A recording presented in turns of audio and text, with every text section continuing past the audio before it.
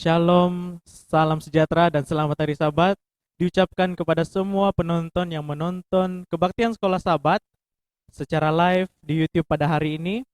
Pada saat ini, kita akan mempelajari satu lagi pelajaran Sekolah Sabat yang baru yang bertajuk Hukum sebagai Guru.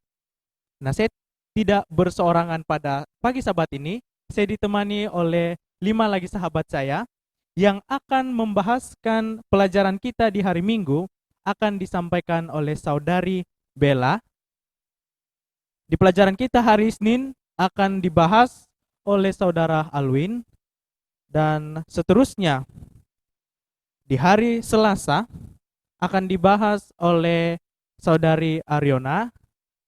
Di hari Rabu akan dibahaskan oleh saudari Zora, dan di hari Kamis akan dibahas oleh saudara Delphon. Sebelum kita memulaikan perbincangan atau pembahasan sekolah sahabat kita pada pagi ini, mari sama-sama saya pimpin kita di dalam doa. Mari kita berdoa. Tuhan Allah Bapa kami yang bertakhta di dalam kerajaan syurga. Terima kasih ya Tuhan oleh karena berkat serta kasih-Mu kepada kami. Pada pagi Sabat ini kami sekali lagi diberikan kesempatan untuk sama-sama mempelajari sekolah Sabat, pelajaran ketiga yang bertajuk Hukum sebagai Guru. Apapun yang kami pelajari pada pagi Sabat ini, biarlah itu dapat kami simpan dalam hati, dan seterusnya kami dapat praktekkan dalam kehidupan kami. Beserta dengan kami ya Tuhan, agar kami sentiasa fokus di dalam kebaktian sekolah Sabat ini. Terima kasih karena sudah mendengar dan menjawab doa dengan pasti. Doa dan harapan ini kami serahkan. Dalam nama Yesus kami sudah berdoa. Amin. Pelajaran sekolah sahabat kita pada minggu ini bertajuk Hukum sebagai Guru. Sebagai ayat inti mari kita buka. Kita buka Ulangan 6 ayat 5. Di sini saya bacakan Ulangan 6 ayat 5.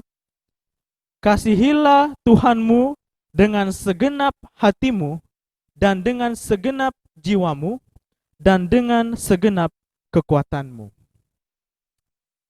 Manusia mengasihi Tuhan dengan segenap hati dan jiwa serta kekuatan.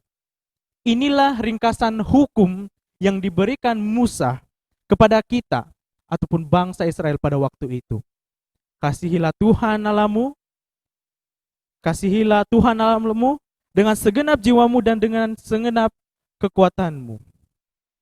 Mengasihi Tuhan itu berarti kita menerima apa yang Tuhan perintahkan kepada kita. Kita menuruti hukumnya karena kasih yang kita semua manusia sudah terima.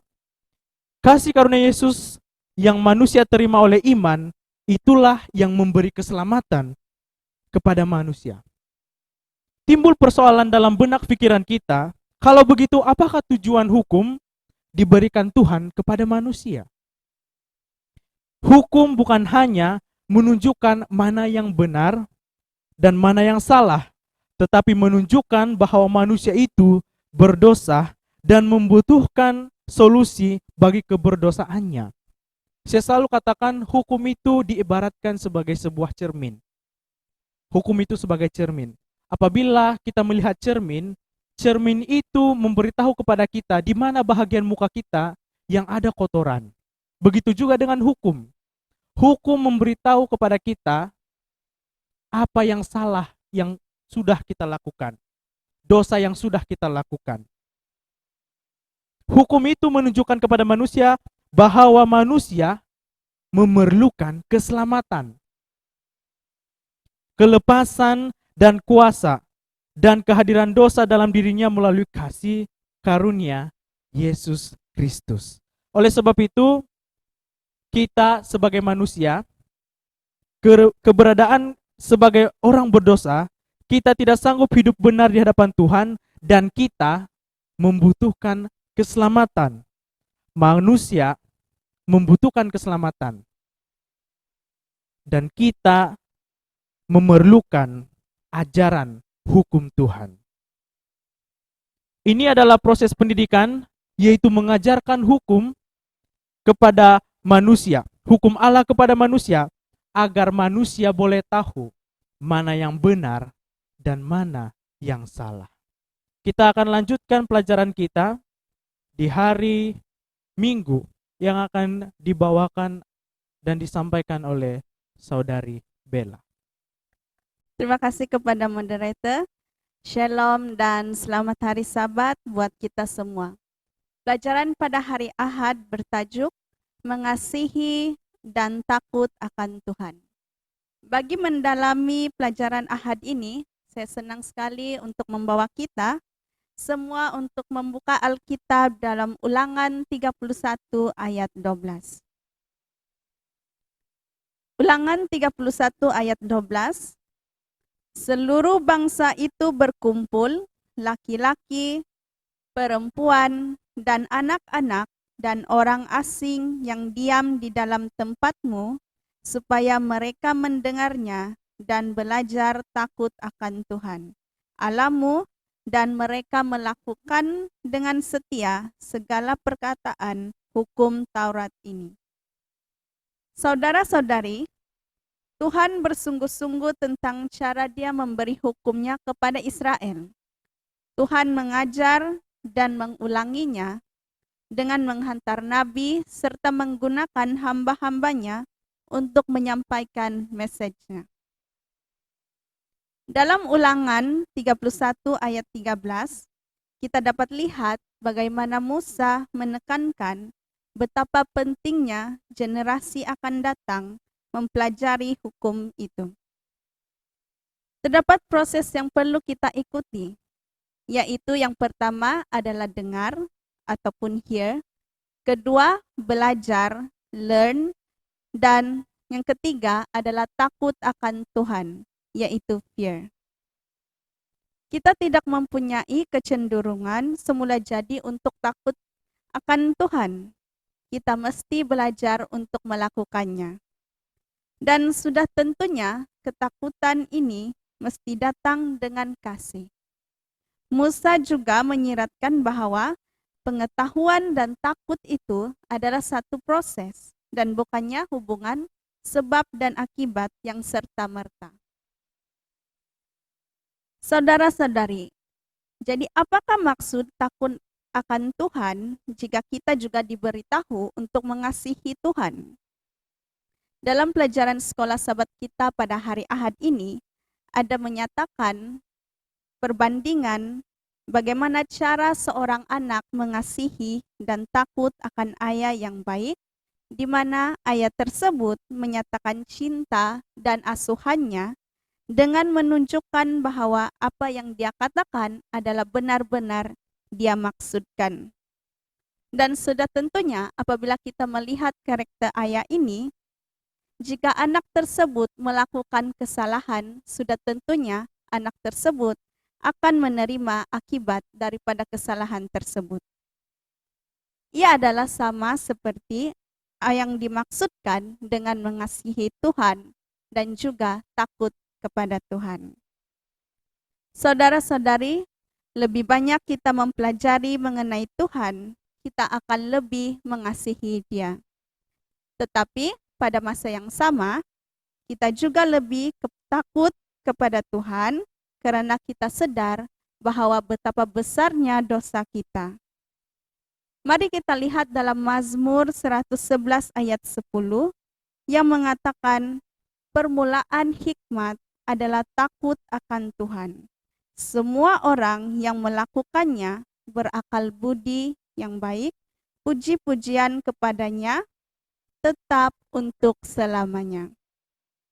Ini adalah sistem pembelajaran sederhana yang memungkinkan anak-anak dan juga orang dewasa belajar tentang permulaannya kebijaksanaan itu, yaitu takut akan Tuhan. Sekian sahaja pelajaran pada hari Ahad. Kembali kepada moderator. Satu pernyataan yang tertarik untuk saya ulang di pelajaran kita pada hari Ahad ini adalah semakin kita belajar banyak tentang Tuhan, maka kita akan semakin mengasihi Tuhan karena kebaikannya. Namun pada masa yang sama, semakin banyak kita mengetahui tentang Tuhan, kita juga akan lebih takut kepadanya karena kita dapat melihat betapa kudus dan benarnya Dia dan betapa berdosanya kita manusia ini. Terima kasih Saudari Bella yang sudah menjelaskan kita untuk pelajaran di hari Ahad. Kita akan lanjutkan pelajaran sekolah sahabat kita di hari Isnin yang bertajuk Kesaksian Menentang Kamu yang akan disampaikan oleh Saudara Alwin. Selamat Hari Sabat. Terima kasih kepada moderator kita. Kita teruskan pembelajaran kita di hari Isnin. Kesaksian menentang kamu. Apabila Musa mengetahui bahwa tidak lama lagi dia akan meninggal dunia, dia tahu keadaan apa yang dia akan tinggalkan. Dan hal ini menyebabkan dia berpikir, apa yang harus dia lakukan untuk bangsa Israel. Musa seperti seorang guru. Dia tahu bagaimana keadaan, potensi dan juga tabiat murid-muridnya. Dia tahu bahwa apabila dia sudah tidak ada, bahwa orang Israel, bangsa Israel akan memberontak. Mereka akan melupakan janji mereka kepada Tuhan. Pelajaran kita mengatakan, atas kebimbangan tersebut, Musa mengingatkan bangsa Israel melalui perintah dan arahan yang jelas supaya bangsa Israel ingat janji mereka dengan Tuhan. Tapi dengan pesanan dan ajaran, sudah pasti itu mudah dilupakan. Musa membawa kitab hukum Taurat yang mengandungi perintah-perintah Tuhan, hukum-hukum Tuhan di hadapan bangsa-bangsa Israel, kemudian meletakkannya bersama dengan tabut perjanjian supaya ia menjadi satu kesaksian bagi mereka semua. Pelajaran kita di hari Senin juga mengajak kita untuk berpikir, hukum itu ialah sebuah saksi. Hal ini demikian karena hukum akan seperti yang dijelaskan oleh pendiri kita adalah seperti sebuah cermin yang akan memberi gambaran keadaan kita. Apa keadaan kita salah ataupun kita dalam laluan yang betul ataupun kita dalam keadaan yang betul. Ia sebuah saksi untuk kita semua yang akan menegur kita apabila kita dalam keadaan yang salah ataupun jalan yang salah. Jadi Musa sangat merasakan melalui kitab hukum Tuhan tersebut dapat memberikan peringatan kepada bangsa Israel untuk tetap setia dan mengingati perintah-perintah Tuhan, yaitu saksi hukum Tuhan. Tidak cukup dengan itu, Tuhan mengarahkan Musa supaya mengajar bangsa Israel akan sebuah lagu. Wah, wajah besar mereka. Tuhan mengajar Musa satu lagu. Dan Musa mengajar lagu tersebut kepada bangsa Israel. Untuk apa? Untuk supaya bangsa Israel ingat hukum-hukum Tuhan. Dan hukum-hukum Tuhan itu akan menjadi saksi yang akan memperingati mereka kehidupan ataupun setiap pelanggaran yang mereka lakukan di masa hadapan. Dan kita tahu bahwa walaupun demikian bangsa Israel tetap melupakan Tuhan. Saudara-saudari, hukum ialah satu saksi. Saksi yaitu yang memberitahu kita kasih Tuhan kepada kita. Kita tahu bahwa oleh karena dosa kita sudah mati. Tapi oleh karena kasih Tuhan, Tuhan memberikan kita satu peluang untuk kembali menjadi insan yang sempurna seperti yang asal di surga. Dan itu memerlukan kita berubah dengan satu standar yang Tuhan tetapkan. Bagaimana Tuhan membentuk kita menjadi satu standar yang layak dalam kerajaan surga? Tuhan berikan hukum-hukum. Apabila kita mengikuti hukum-hukum Tuhan, perintah Tuhan, itu dapat membentuk diri kita kepada satu standar yang Tuhan tetapkan untuk layak bersama dengan Tuhan.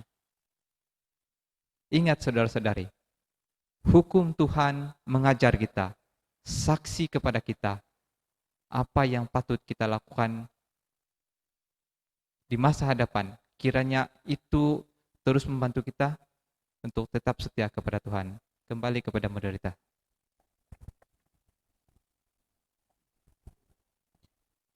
Kita dapat lihat melalui pelajaran di hari Senin bagaimana Musa tidak hanya membicarakan hukum Taurat itu kepada bangsa Israel, tetapi dikatakan dalam pelajaran sekolah sahabat kita, hukum itu seolah-olah ia adalah makhluk hidup yang berkuasa untuk menegur hati manusia. Dan Musa juga menuliskan sebuah lagu yang bagi orang Israel nyanyikan selalu. Untuk apa? Supaya mereka sentiasa mengingat hukum Taurat itu di dalam benak pikiran mereka. Betapa pentingnya hukum Taurat itu kepada manusia, agar kita tahu mana yang benar dan mana yang salah.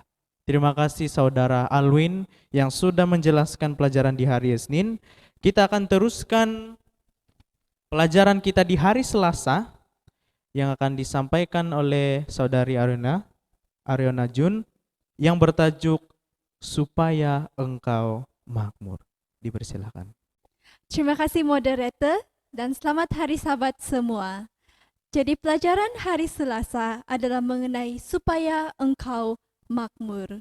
Di seluruh Alkitab kita mendengar mengenai hasil lain akibat mengenali dan menuruti hukum Tuhan.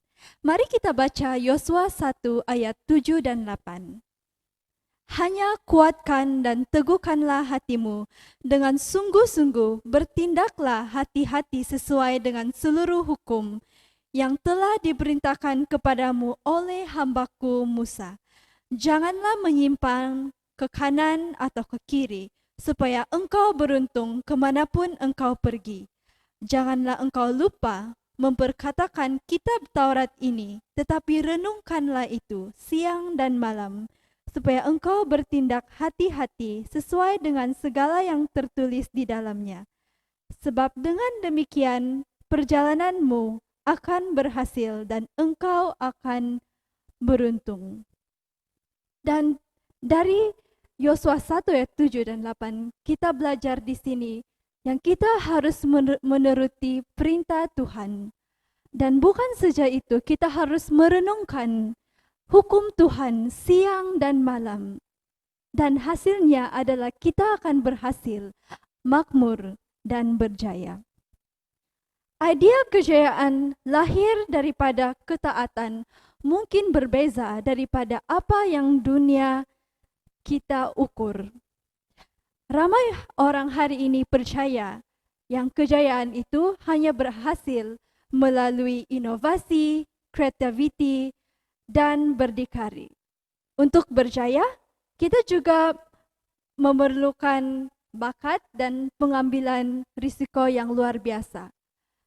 Namun demikian, di mata Tuhan, kejayaan memerlukan sekumpulan sumber yang berbeza.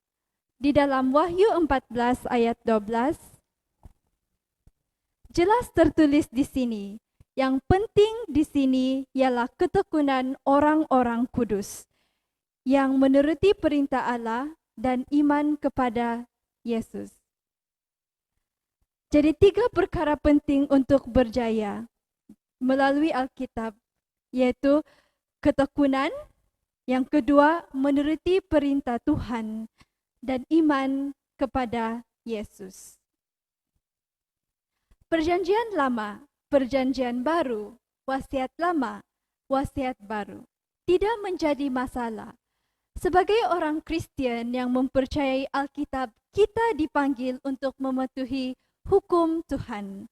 Pelanggaran terhadap hukum itu juga dikenal sebagai dosa. Hanya akan menyebabkan kesakitan, penderitaan, dan kematian kekal. Siapakah yang belum belajar untuk dirinya sendiri atau melihat sendiri akibat dosa, akibat pelanggaran hukum Tuhan? Sama seperti Israel purba yang menjadi makmur dengan mematuhi hukum Tuhan, walaupun mereka juga memerlukan kurnia kasih, itu juga tidak berbeza bagi kita hari ini. Oleh itu, sebagai sebagian daripada pendidikan Kristen kita, perlu memelihara hukum Tuhan sebagai komponen utama daripada ertinya hidup oleh iman dan percaya pada kasih kurnia Tuhan. Kita kembali kepada moderator. Dikatakan dalam pelajaran sekolah sahabat kita, definisi daripada dosa itu. Dosa itu adalah pelanggaran akan hukum Tuhan. Mungkin pada saat ini kita masih belum merasakan kemakmuran dalam kehidupan kita. Ingat, sama seperti bangsa Israel purba yang menjadi makmur dengan mematuhi hukum Tuhan, kita juga boleh jadi sama seperti mereka. Mungkin kita tidak rasakan kemakmuran itu di dunia ini, tetapi nescaya kita akan merasakan kemakmuran itu apabila kita semua masuk ke dalam kerajaan surga. Terima kasih Saudari Ariona yang sudah menjelaskan pelajaran sekolah sahabat di hari Selasa. Nah, kita akan lanjutkan pelajaran kita, pelajaran yang seterusnya untuk hari Rabu yang bertajuk kesukaran dan perjuangan para pemelihara hukum yang akan dibawakan oleh Saudari Zora. Selamat hari Sabat untuk kita semua. Di dalam pelajaran kita pada hari Rabu membawa kita kepada tajuk kecil kita, yaitu kesukaran dan perjuangan para pemelihara hukum. Seperti yang telah diterangkan oleh rekan saya sebentar tadi dalam pelajaran hari Selasa, bagaimana kita mendengar mengenai hasil lain akibat mengenali dan menuruti hukum Allah. Di dalam pelajaran pada hari Rabu, terdapat banyak faedah untuk mengikuti hukum Tuhan. Kita mengambil contoh tokoh di dalam Alkitab seperti Yosua, di mana Tuhan berkata, Yosua akan berhasil kemana-manapun ia akan pergi, ataupun Raja Hizkia yang melakukan apa yang baik, jujur, dan benar di hadapan Allah. Dengan penurutan dan pelayanannya terhadap rumah Allah, Tuhan memberkati dia dengan kemuliaan, kehormatan, kekayaan, dan menyelamatkan dia daripada tangan musuh mereka. Namun, saudara-saudari, realiti nyata di dunia kita memperhatikan bahwa orang yang setia dan yang menurut hukum tidak semestinya diberikan jaminan untuk mendapat kemakmuran. Tuhan tidak menjanjikan kemakmuran jika kita mengikuti Dia. Kita boleh mengambil contoh daripada cerita Alkitab, yaitu seperti Ayub, Yohanes Pembaptis, dan juga Paulus. Mengapakah mereka ditimpa demikian? Dalam Yakobus 1 ayat 12, saya bacakan, berbahagialah orang yang bertahan dalam pencobaan, sebab apabila ia sudah tahan uji, ia akan menerima mahkota kehidupan yang dijanjikan Allah kepada barang siapa yang mengasihi Dia. Dan barang siapa yang mengasihi Dia di sini ialah jika kita menuruti segala perintah Tuhan ataupun hukum Tuhan. Kita hidup dalam dunia yang berdosa, di dalam dunia kejahatan, di mana satu dunia mengetahui akan kontroversi yang berterusan dan tidak ada yang kebal terhadapnya, yaitu dosa. Tetapi apakah maksud kemakmuran bagi kita? Menurut Permazmur dalam ayat Mazmur 84 ayat 11, sebab lebih baik satu hari di pelantaraanmu daripada 1000 hari di tempat lain. Lebih baik berdiri di ambang pintu rumah Allahku daripada diam di kemah-kemah orang fasik. Dalam ayat ini, lebih baik kita berada dalam kesesakan ataupun masalah, tapi berada di dalam hadirat Tuhan, daripada kita berada dalam kemakmuran tetapi jauh daripada Tuhan. Cuma itu saja dalam pelajaran hari Rabu kita. Kembali kepada moderator. Kita sering bertanya, kenapa orang yang setia itu masih lagi menderita? Seperti lagu yang sering kita nyanyikan, Tuhan tidak pernah berjanji jalan selalu rata, tetapi Tuhan berjanji akan memberikan kekuatan kepada kita yang setia kepada Tuhan kita. Terima kasih kepada Saudari Zora yang sudah menjelaskan pelajaran di hari Rabu. Kita akan teruskan pelajaran sekolah sahabat kita di hari Kamis yang bertajuk Yesus Teladan Kita, yang akan disampaikan oleh Saudara Delphon. Terima kasih moderator kita, Ben. Selamat Sabat. Dan pada pelajaran hari Kamis ini, Yesus Teladan Kita mengatakan Yesus Kristus, Putera Tuhan, menjalani satu-satunya kehidupan manusia 100% dalam ketaatan yang sempurna kepada Tuhan, dalam ketaatan yang sempurna kepada penurutan hukum Tuhan. Dia melakukan ini supaya dia bukan saja menjadi pengganti, penebus kita, tetapi menjadi teladan bagi setiap kita. Yohanes di dalam 1 Yohanes 2 ayat 6 menuliskan ini. Barang siapa mengatakan ia di dalam dia, ia itu merujuk kepada kita dan dia itu merujuk kepada Yesus. Ia wajib, kita wajib hidup sama seperti Kristus telah hidup. Sekiranya kita menumpukan pandangan kita kepada kehidupan dan pelayanan Yesus di bumi ini, dengan mudah sekali kita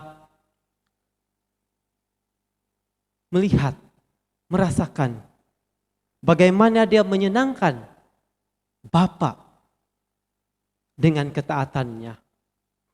Dalam Lukas 2 ayat 51 dan 52 mengatakan, ia berjalan bersama mereka ke Nazaret.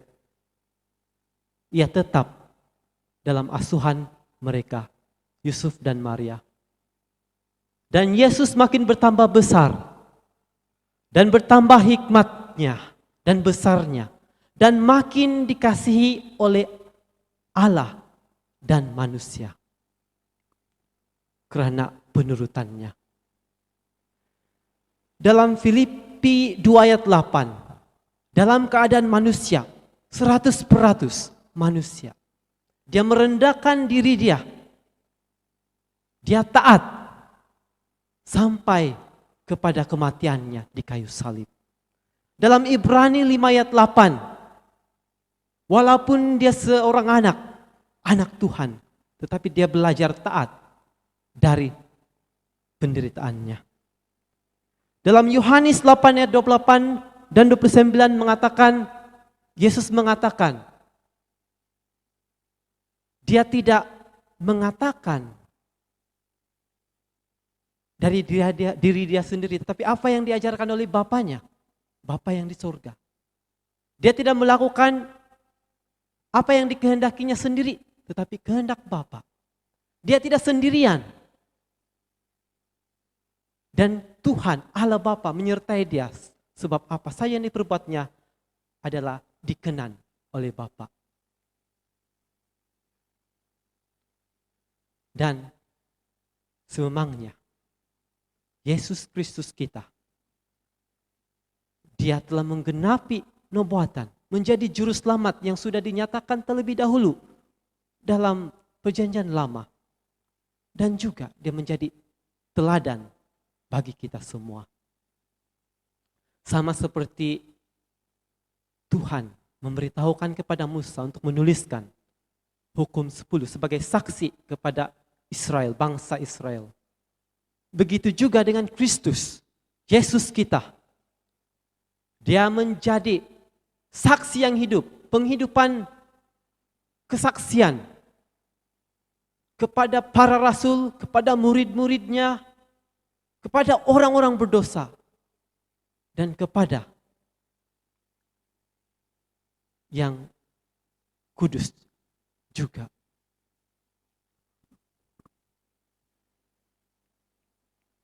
Sekarang berbanding dengan bangsa Israel dahulu, mereka satu peraturan yang harus dituruti, tetapi kita sangat beruntung sebab kita punya Yesus dalam bentuk darah dan daging yang menjadi teladan kita.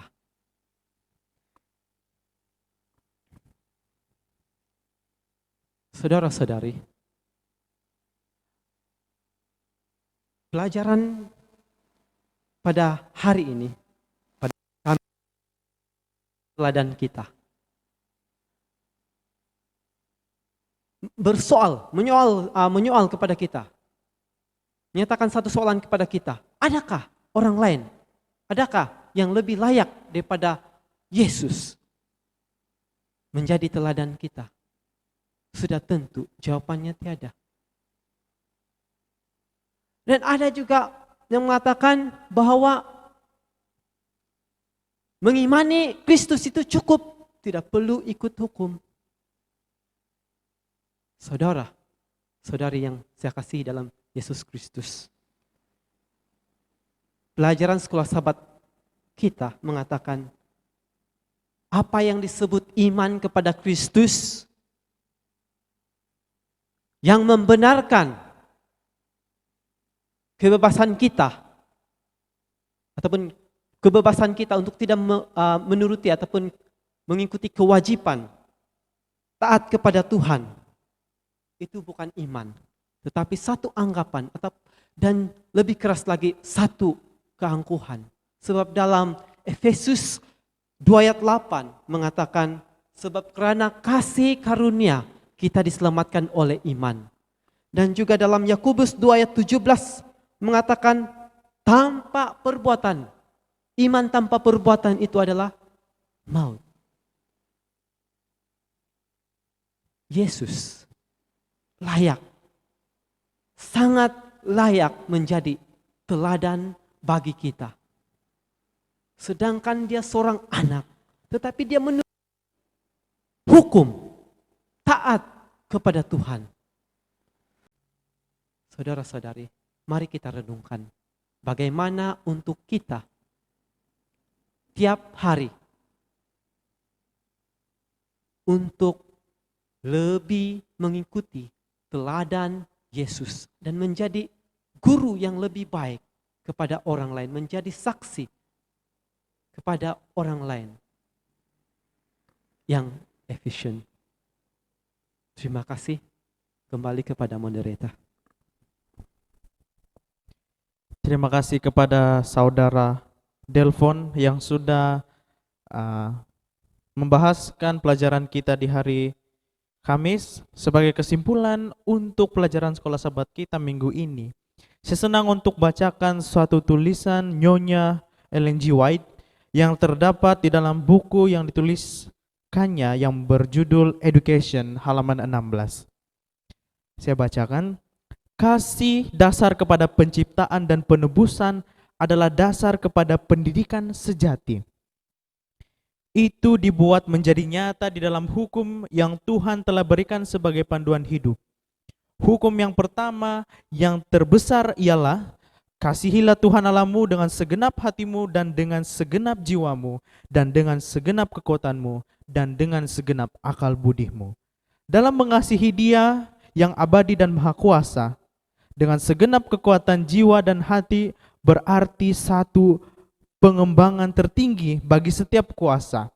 Ia bermakna bahwa dalam keseluruh kewujudan tubuh, minda, dan juga jiwa, itulah atom untuk Tuhan itu dimuliakan. Sama seperti hukum pertama adalah hukum yang kedua, kasihilah sesama manusia seperti dirimu sendiri. Hukum kasih menuntut kesetiaan tubuh, minda, dan jiwa kepada pelayanan Tuhan dan kepada sesama manusia. Pelayanan ini sementara ia membuat kita menjadi berkat kepada orang lain, ia juga membawa berkat terbesar bagi diri kita sendiri. Kita akan menjadi peserta yang meningkat kepada sifat ilahi. Kita telah disesuaikan untuk syurga karena kita menerima syurga di dalam hati kita. Begitulah saudara-saudara yang dikasih dalam kasih Yesus Kristus, bagaimana pelajaran sekolah Sabat pada minggu ini mengajarkan kita betapa pentingnya hukum itu dalam kehidupan kita. Sesuai dengan tajuk kita, hukum sebagai guru. Hukum mengajarkan kita untuk kita mengetahui mana yang benar dan mana yang salah. Terima kasih saya ucapkan kepada kelima-lima sahabat saya yang sudah menerangkan dan membahaskan pelajaran dari hari Minggu sampailah habis kepada pelajaran kita pada hari ini dengan baik. Saya ucapkan sangat berterima kasih kepada mereka. Dan untuk menutup kebaktian sekolah Sabat kita pada pagi ini, saya mempersilahkan Saudari Ariona untuk memimpin kita semua di dalam doa. Mari kita berdoa. Ya Allah Bapa kami yang bertakhta dalam kerajaan surga, kami mau mengucap syukur dan berterima kasih atas peluang untuk belajar sekolah Sabat. Bapa, kiranya segala sesuatu yang kami pelajari pada Sabat ini, kami dapat aplikasikan dalam kehidupan kami dan kami juga dapat mengongsikan kepada orang lain supaya mereka dapat mengenal-Mu lebih dalam lagi. Bapa, terima kasih karena berkat hari Sabat-Mu akan terus beserta dengan kami. Dan terima kasih karena Engkau telah mati di kayu salib untuk menebus dosa kami. Kami mau serahkan doa ini sepenuhnya di tangan-Mu hanya melalui nama Tuhan Yesus yang telah menjadi juru selamat dan penebus kami. Amin.